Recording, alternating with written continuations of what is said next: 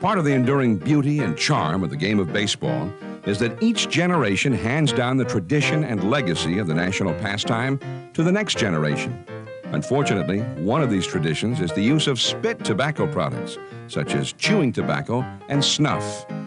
I think the athletes begin using spit tobacco because it's woven into the fiber of the game a little bit. It's a way for them to become accepted by their peers.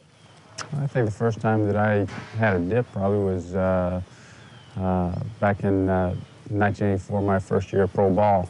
And it was something that I think everybody was doing.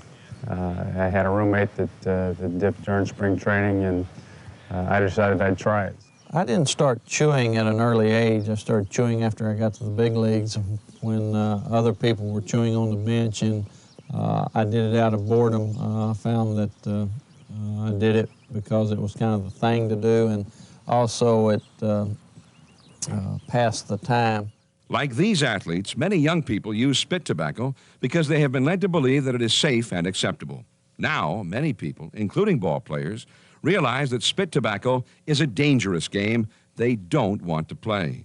I know with all the research and everything going on that it can cause cancer and it will cause cancer, and there's nothing but bad things can happen to you. It's just like drugs and alcohol. You know, it's an addiction that, you know, there's only going to be losers when you're dealing with smokeless tobacco. It's not good for your mouth. It's bad for your teeth. I've seen some pictures where people are missing, you know, this part of their jaw, and, you know, it's just basically skin pulled up from here, you know, to close off their mouth.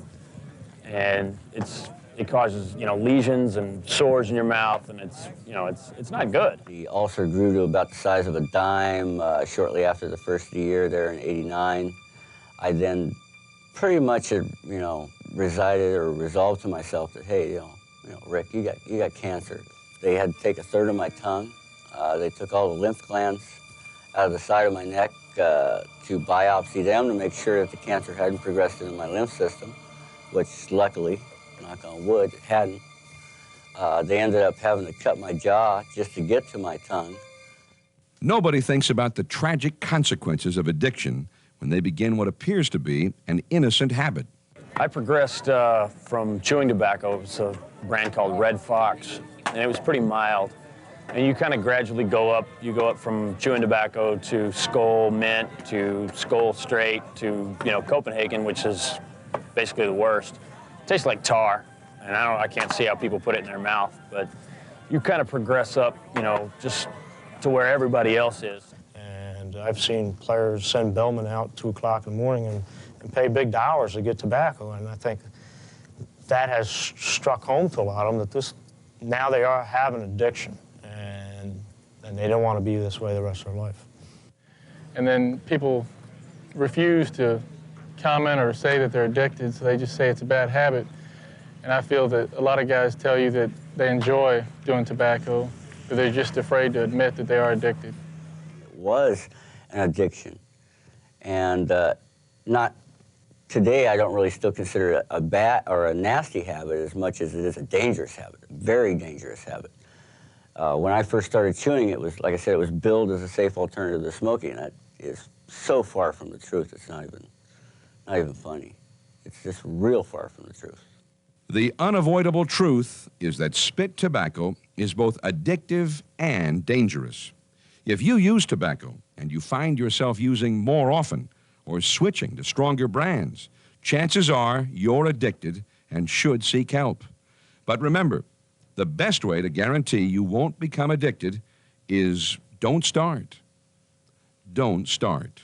The reason I quit chewing is that I felt like I was not receiving any benefits from it, and I was also developing some digestive problems from it, and I just felt like that the fact that I wasn't receiving any benefit from it and everything that any effect that it was going to have on me was going to be negative, that I just felt like that it was too big a risk to continue.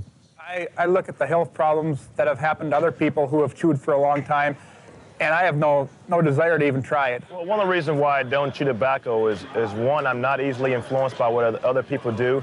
Secondly, my wife would never even think about kissing me if she ever saw me chewing tobacco. But thirdly, and most important, I think it is very detrimental to your health. There are a lot of bad things out there in the world, and chewing tobacco is one of them. If somebody is chewing now, quit now before it's too late. You know, don't wait till something like, you know, happened to me happens to them, or a sore comes along, whether it's cancerous or not, to quit. Quit now before it's too late.